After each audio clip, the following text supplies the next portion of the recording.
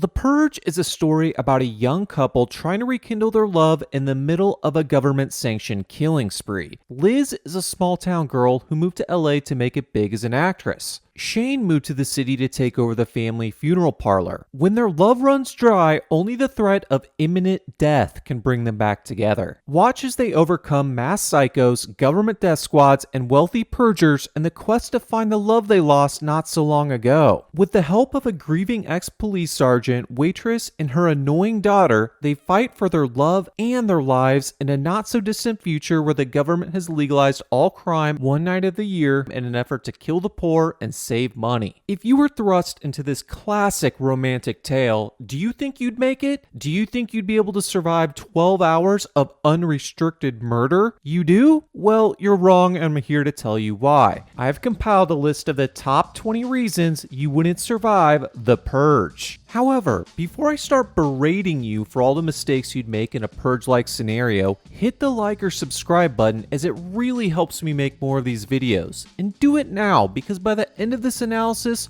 we're not going to be friends. Now, the How to Beat community of armchair survival experts has been busy creating videos on how to beat the Purge. There are at least 5 channels that have covered this topic with some ideas that are actually pretty good. However, all this positivity has caused an imbalance in the force. I'm here to restore this balance, explaining why even with their ideas, you wouldn't survive. To do this, I'll break down 3 how to beat ideas that wouldn't work and include them in my list. I don't want to do it, but I feel obligated. I'm like the yin to their yang. We start with the most obvious reason you wouldn't survive. Like the main character Eva, you didn't leave town. It is the one night of the year all crime is legal and you decide to kick it in the second largest city of the United States. If you're a purger, I get it. You need to unleash the beast, cleanse the soul, excise the demons. But if you have no intentions of purging, you should have been long gone by the day of the purge. Mexico is hours away, and I'm sure Sandals Resorts has some sweet anti-purge packages. Don't like Mexico? Take a quick flight to Canada. Don't have time for either? Grab a gun, a few granola bars, and head to one of the several nearby national and state parks to find a good hiding spot. The worst thing you can do is stay put in the second largest city of the United States. Like Eva, you had a year to save money and make preparations for a vacation. But you decided to stay in Murder Town, USA. Reason 2, you have a shit job. Eva is finishing up her shift in an LA diner. This specific diner is open right up until 2 hours before the purge commences. Talk about a shitty job. Why would this diner be open so late in the first place? It is hard to believe there's much business outside of some purgers who want a full belly before starting their murder spree. Even if her employer was open, how could she not get the day off? She had a year to find a job that provided this flexibility. Indeed has a filter just for this specific attribute. There is no excuse for working the day of the purge. If you don't have the initiative to look for a job at an employer closed on purge day,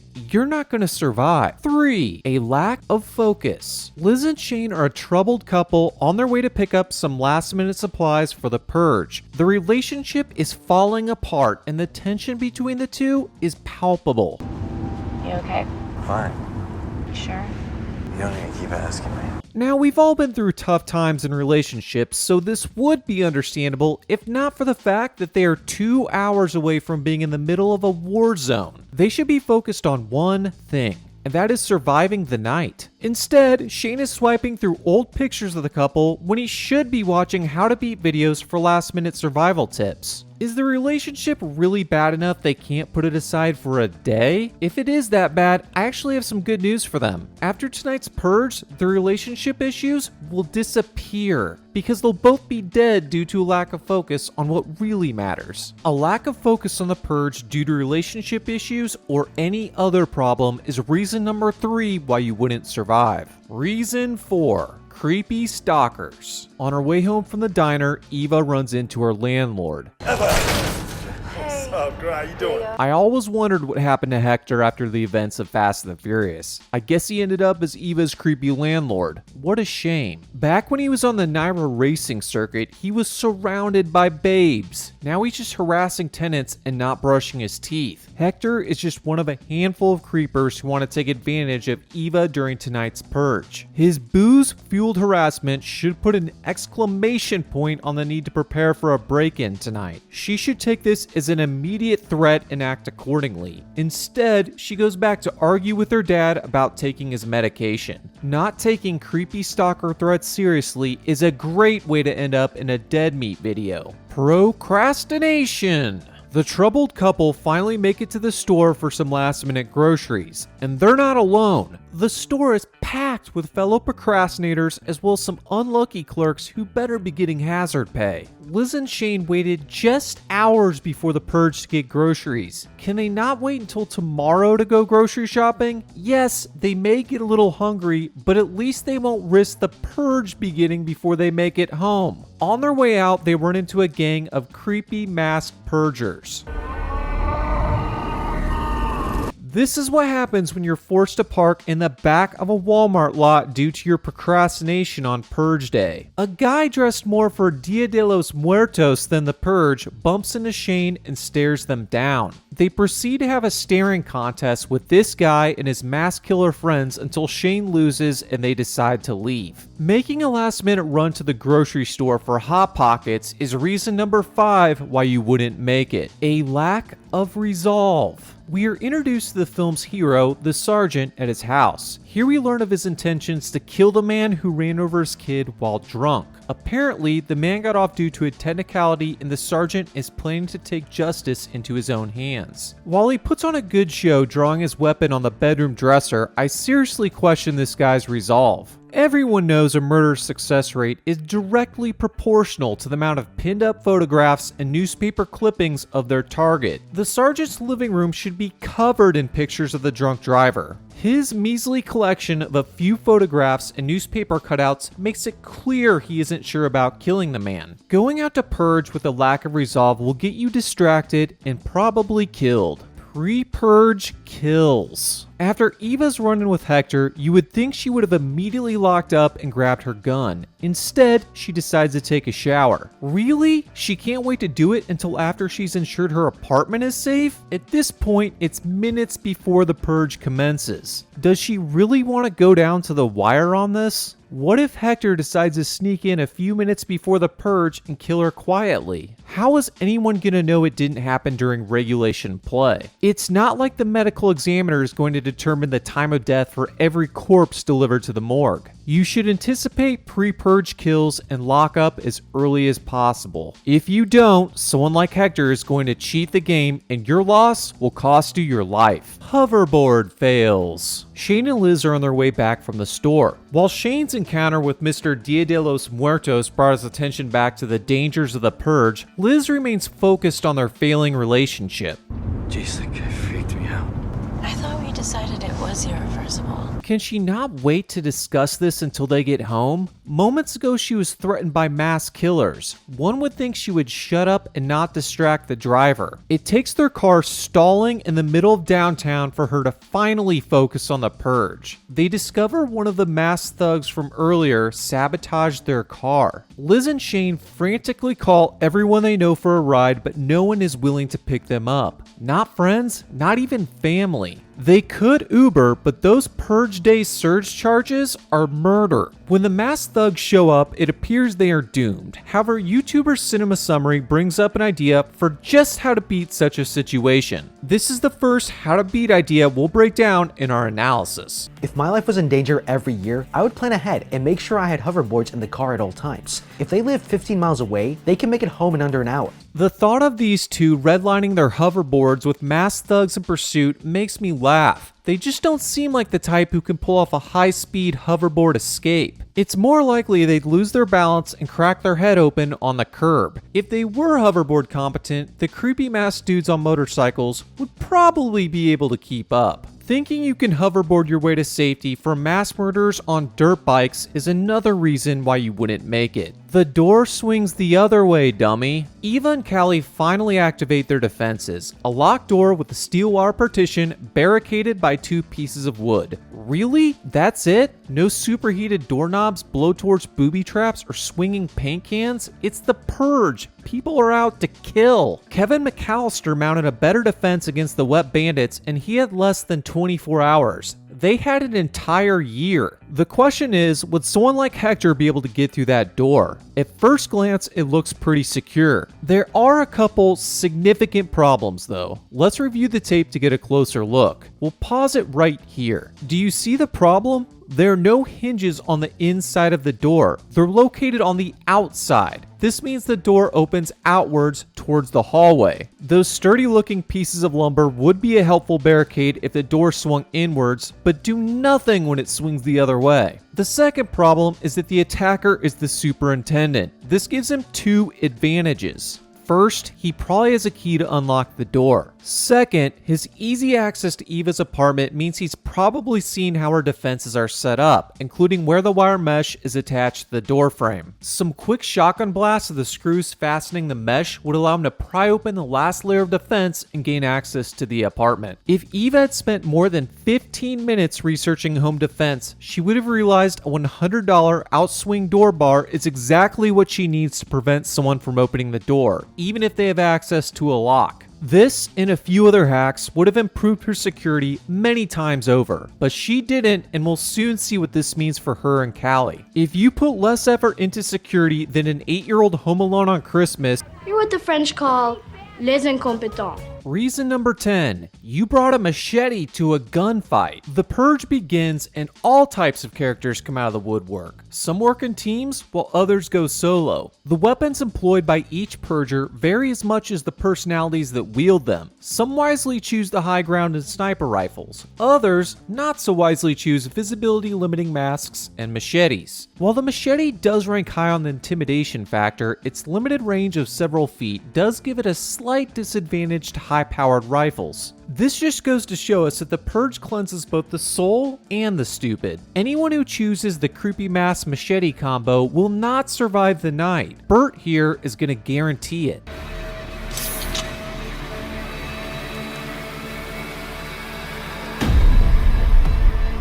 Number 11, you're too good for the dumpster. Somehow, Liz and Shane are able to escape the creepy mask gang without the use of hoverboards. They start looking for places to hide and come across a dumpster. Just as Liz is about to hop in, she sees a dead body. The dead guy in the dumpster is actually a good thing. Hiding under a body would ensure that even if someone came snooping around, they wouldn't find you. Instead, the couple freak out and run by not 1, not 2, but 3 body-free dumpsters. Your unwillingness to lose the creepy mask gang by getting a little trashy would significantly increase your chances of dying. You left the lights on. After putting up their completely ineffective barricade, Eva and Callie start cooking dinner. You would think it's just another night at the Sanchez household. Lights are on and the smell of a delicious meal is making its way into the hallway. At this point, they might as well turn up some Jack Johnson and crack open a window. Is Eva that surprised when a roaming death squad singles out her apartment instead of the smart neighbors who are hiding in a dark closet with their finger on the trigger? Eva and Callie's high-profile Stir Fry Saturday is a blanket invitation to all Purgers hungry for their first kill of the night. The only question at this point is who's going to get to them first, Hector or the approaching soldiers? Number 13. You're no Indiana Jones. As Eva and Callie are watching the soldiers enter their building, Hector breaks into their apartment. Gosh, it would really be nice to have a gun right now. Where do we put it? Oh, we left it on the kitchen table. Darn it! How to Beat experts Cinema Summary and Binge Express both stress the need for you to have multiple weapons to avoid such a scenario. Both YouTubers provide a list of low-cost alternatives to expensive firearms you can hide throughout your home. Here's one such alternative described by Cinema Summary. I would make sure I had a tactical whip. These things fucking hurt. Even a light swing can bring a man to tears, and it requires zero skill or strength to inflict maximum damage. I've got a better idea. How about you shell out a few more dollars for an actual whip, Indiana Jones? At least you'd have a little more range. Funny enough, it's Indiana Jones himself that shows us a weapon like this, while intimidating, does not work well against someone with a gun.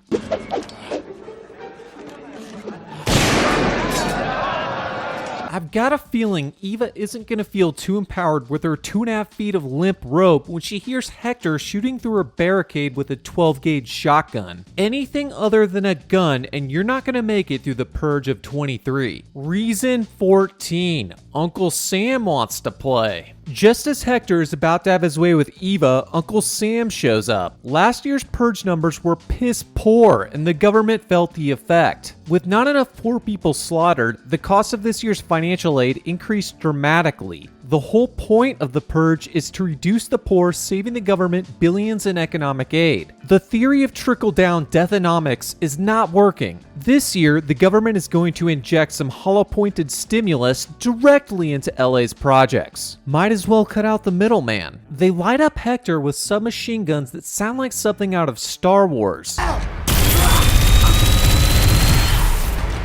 These Chris Vector submachine guns are badass. Unfortunately, the futuristic sound they make in the film is not even remotely accurate. It should come as no surprise that producer Michael Bay doctored the sound of the guns. This is how they actually sound.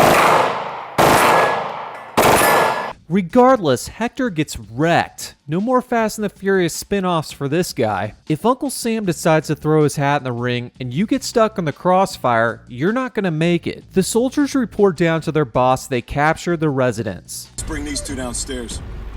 Big Daddy, we have 2 for your personal purge. Bringing them down now.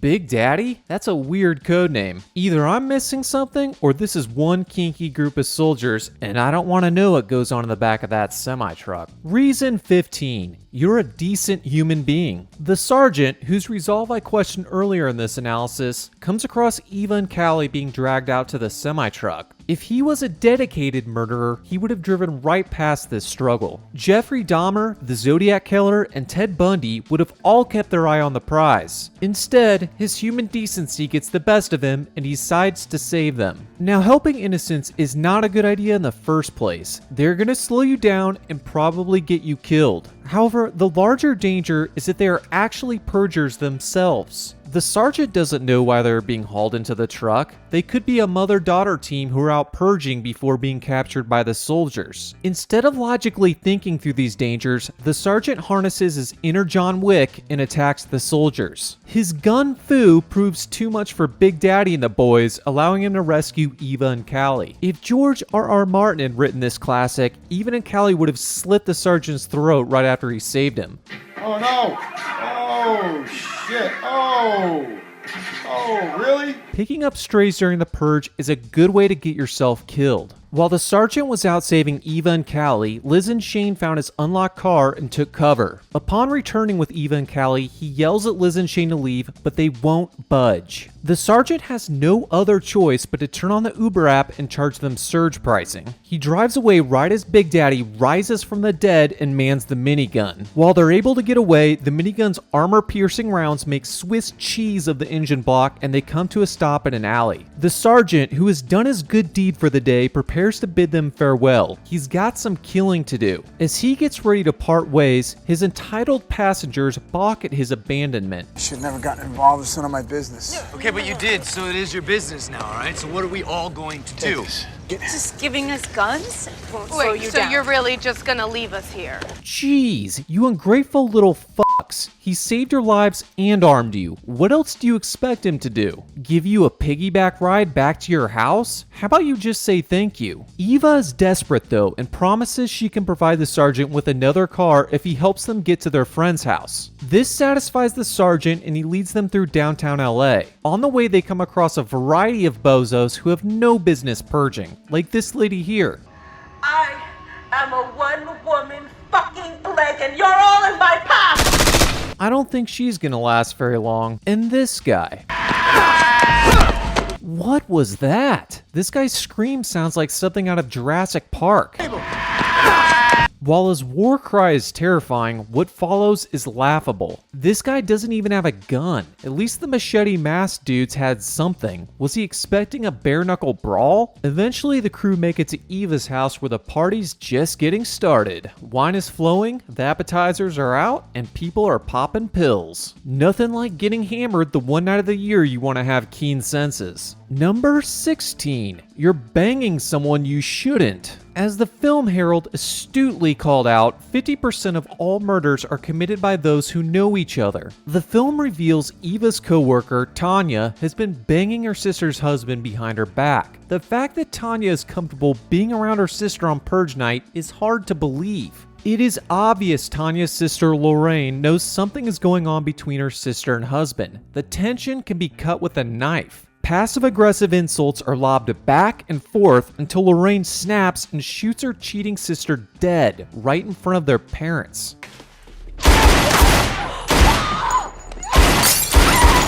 Hosting a purge party with your sibling and their significant other you've been banging is a bad move. Like Tanya, the party will end early due to you suffering from an acute case of lead poisoning. The gang is on the run again and are being tracked down by Big Daddy out for revenge. Just as they think they've escaped, they're captured by the creepy mask gang. These scoundrels sell them to the group of wealthy families who bid for the opportunity to hunt them down. Reason 17. The wealthy fight dirty. In the film, the wealthy hunters get taken out by the sergeant who clearly has superior tactical skills and marksmanship.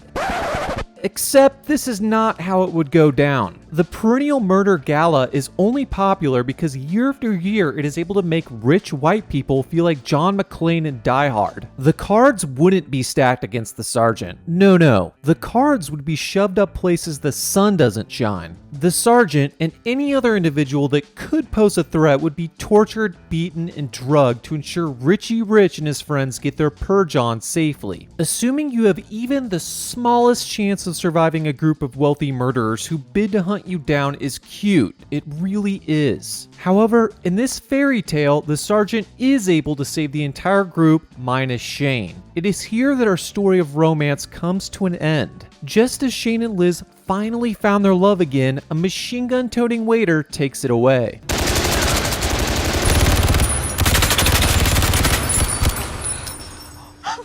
Will Liz ever find a love like Shane? I guess we'll just have to wait for the next Purge sequel to find out. Reason 18. You fell asleep. Finally, the Sarge can go avenge his son. He brings Eva and Callie with him as he now feels responsible for ensuring they make it through the purge. On the way to the drunk driver's house, they do their best to convince him not to kill the man, but their words fall on deaf ears. The sergeant's bloodlust has taken over. He enters the house to find the drunk driver asleep? How in the world is this guy sleeping? Exactly a year ago, he drunkenly ran over a police sergeant's son. The legal system failed and he got off free due to a technicality. It is almost guaranteed the police sergeant will try to kill him tonight for what he did. And he's sleeping? He must be boozing again because the only way this guy fell asleep on purge night is through an alcohol-induced coma. The sergeant pulls the man out of bed and prepares to take his vengeance. Right as he's about to kill him, the film cuts to outside the house where we see the sergeant walk out the front door. As the viewer is left questioning whether or not the sergeant killed the man, the sergeant is shot in the chest. It appears the government tracked him down. Big Daddy explains that the sergeant violated an unwritten rule of the purge, punishable by death.